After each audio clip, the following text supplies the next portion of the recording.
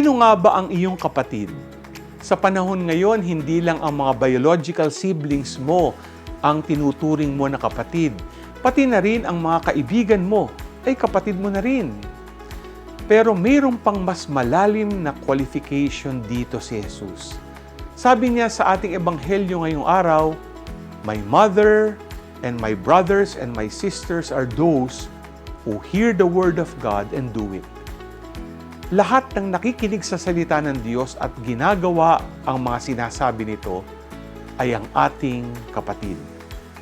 Ang salita ng Diyos ang isang bagay na nagbubuklod sa ating lahat at hanggang isinasabuhay natin ito ay magiging kapatidin natin si Jesus. Ikaw, handa ka na bang maging kapatid si Jesus? Listen to the Word of God and observe it. G ka ba?